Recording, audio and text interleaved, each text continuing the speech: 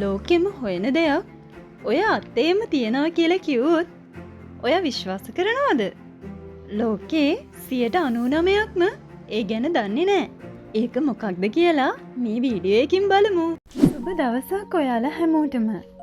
අද අපි බලමු සතුට හැංගුවේ කොතැනද කියලා. සොයන්නට හම්බ වෙනවා කියලා සාමාන්‍යයෙන් කතාවටත් කියනානේ. ඒ වුණාට ජීවිතේ හොයන්න නොලැබෙන දෙයක් තියෙනවා. ඔයාලට පුළුවන් දේ මොකක්ද කියලා අනුමාන කරන්න. ඒක හැඟීමක්. ඔන්න මම තවත් පහසු කළා. තවත් ටිකක් උත්සාහ කරලා බලන්න. මීට වසර ලක්ෂ ගණනකට කලින් දිව්‍ය ලෝකයේ ලොකු රැස්වීමක් පැවැත්වුණලු. ඉතින් ඒකට සියලුම දෙවිවරු සම්බන්ධ වෙලා ෆෙන්ෂුයි දෙවියෝ, ගණ දෙවියෝ, ඒ විතරක් නෙමෙයි ලංකාවෙනුත් 33 කෝටියක් දෙවිවරු සම්බන්ධ වුණා. රැස්වීමේ මුලසුන හොබවන්න ඉතින් ශක්‍ර දිව්‍ය රාජයානේ.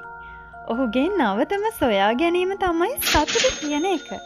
මෙන්න මේ සතුට කියන අලුත්ම හැඟීම දේව මණ්ඩලයට එළි දැක්වීම ගැන කතා කරන එක තමයි මෙන්න මේ රැස්වීමේ මූලික අරමුණ උනේ.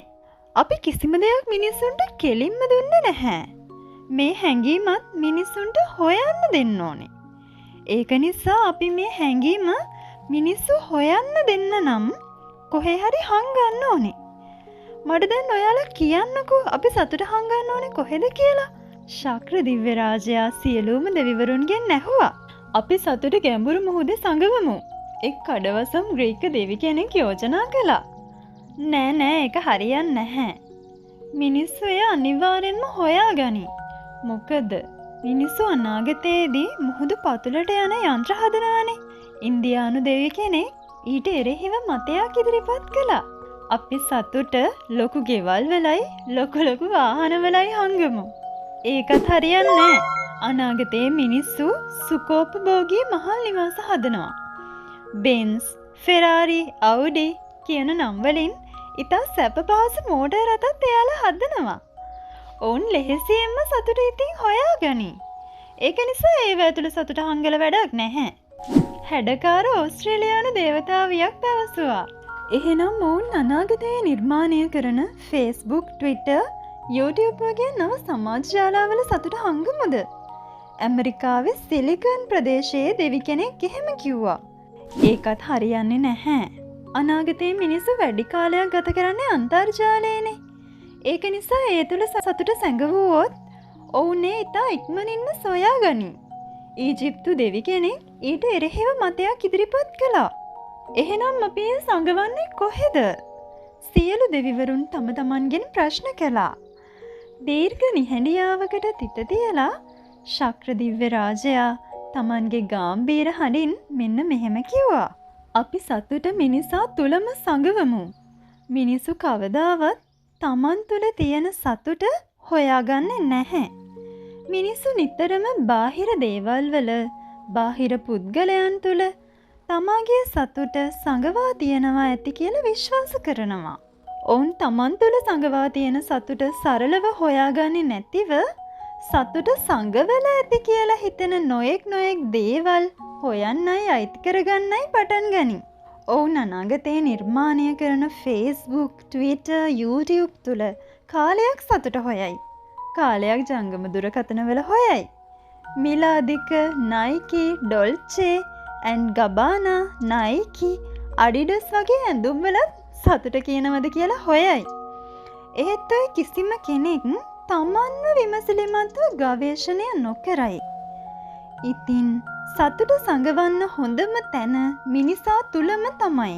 ඊට සුළු ප්‍රමාණයක් මිනිස්සු තමන් ගවේෂණය කරලා තමා තුළ තියෙන සතුටේ නිදානය ගොඩගනි. ශක්‍ර දිව්‍ය රාජයා පැහැදිලි කළා.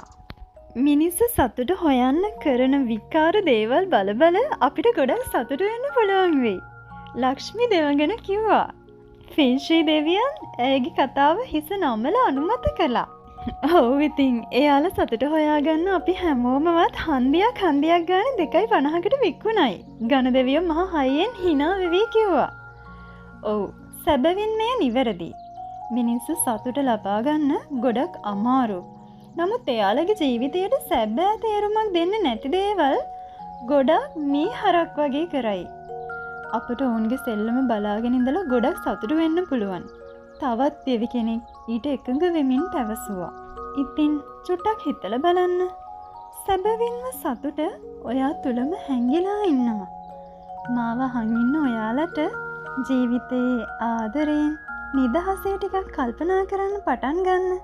හමු වෙන දන්න නොදන්න අයට පුංචි සිනාවකින් තිලින කරන්න. ඔයාට ගොඩක් සතුරුකම් කරන කෙනාට හදවතින්ම සම්මාව දෙන්න පටන් ගන්න. මලක් කඩන්නේ නැතිව එහි අපූර්වත්වය විඳින්න සූදානම් වෙන්න බලන්න.